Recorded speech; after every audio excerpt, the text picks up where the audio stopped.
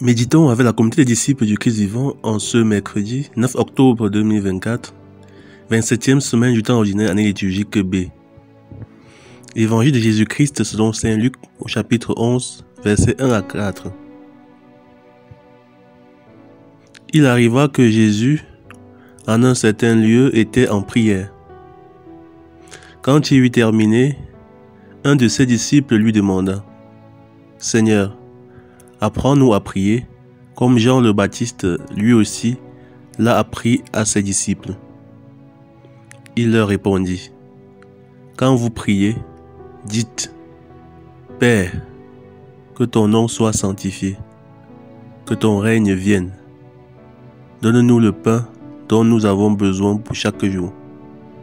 Pardonne-nous nos péchés, car nous-mêmes nous pardonnons aussi à tous ceux qui ont des torts envers nous. Et ne nous laisse pas entrer en tentation. » Acclamons la parole de Dieu.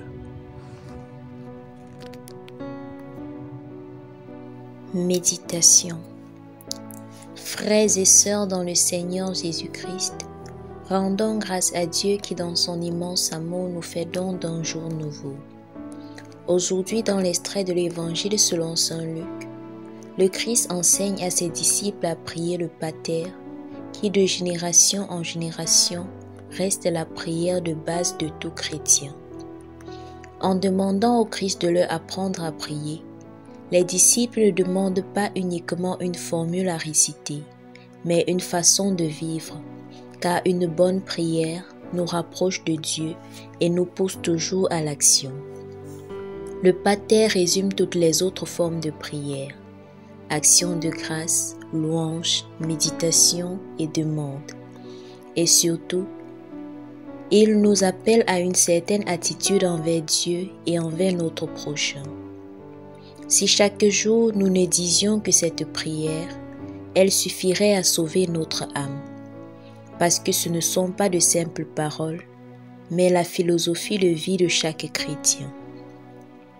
Elle commence par le mot « Père ». Dieu est le Père de tous, et tous nous sommes ses enfants.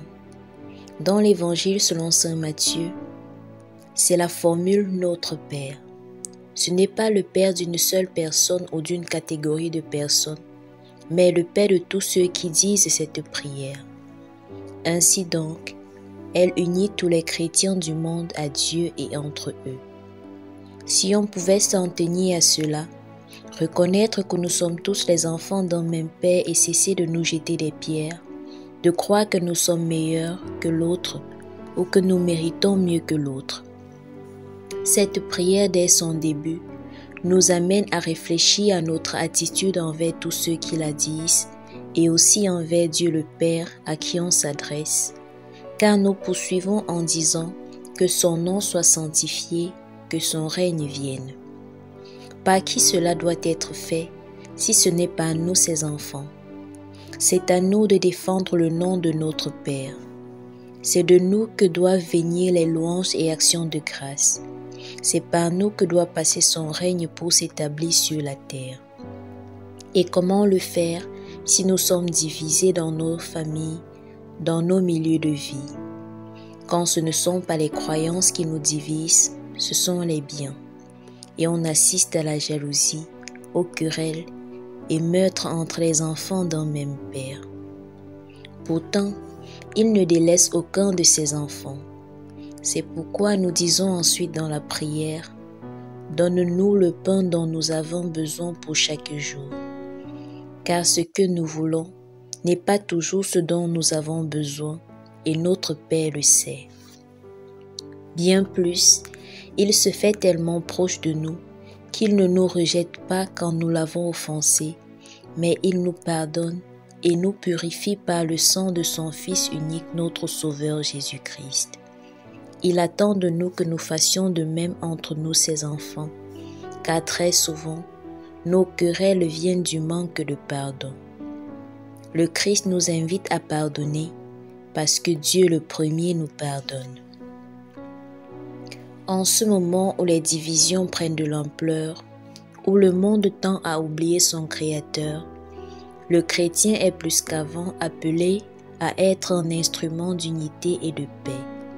Par sa prière, sa fidélité à la volonté de Dieu et son attitude envers les autres. En tant que chrétiens, ce texte nous invite à des questionnements. Savons-nous prier? Que demandons-nous à Dieu? Est-ce que nous prions avec le cœur en nous disposant à l'action de Dieu ou alors nous récitons des formules, l'esprit ailleurs? Est-ce que nous reconnaissons qu'il est le Père de tous les hommes et nous aime tous?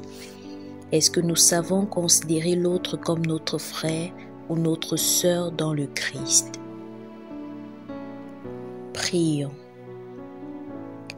Père 3 fois saint, accorde-nous la grâce de prier avec le cœur et que chaque fois que nous prions le Pater, qu'il nous ouvre les yeux sur l'action à faire au quotidien pour être plus proche de toi et du prochain. Intercession.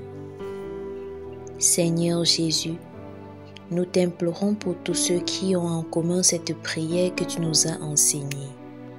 Qu'en la priant, chacun reconnaisse que tous ceux qui prient ainsi sont frères et sœurs et que l'Esprit Saint leur inspire des actions pour la paix et l'unité de ceux qui croient en toi.